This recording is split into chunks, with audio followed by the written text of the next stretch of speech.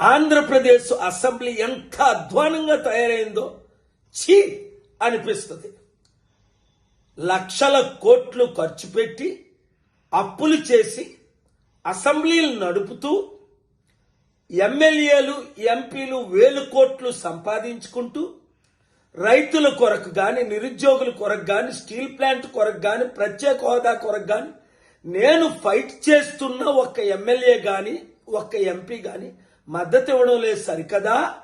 ఇప్పుడు అసెంబ్లీలో టైం ఏం చేస్తున్నారు వాళ్ళు? ఆ కామినేని బీజేపీ ఎమ్మెల్యే అంట శ్రీనివాసరావు, ఆయన నిలబడి జగన్మోహన్ రెడ్డి సైకో అని ఆయన ఏదో అనేశాడు. అందరూ తిడితే ఇప్పుడు సారీ అంటాడు. మరి ఈ బాలకృష్ణ అయితే ఇంకా అధ్వానంగా ఆ ఎన్టీ రామారావు గారికి ఎంత చెడ్డ పేరు ఇలాంటి వాళ్ళు పుట్టడం, తాగేసి వచ్చాడని చాలా మంది అంటున్నారు. ఒక తోటి యాక్టర్ అయిన చిరంజీవిని ఇంత ఘోరంగా తిట్టడం రైట్ కాదు కదా. పాలసీ మీద నేను కూడా మాట్లాడతా.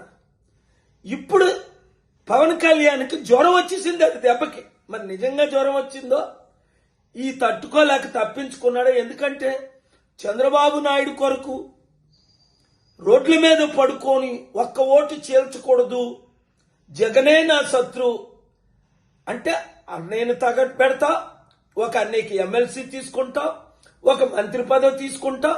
ప్రజల సమస్యలు గాని పట్టించుకోరు మీరెవరును.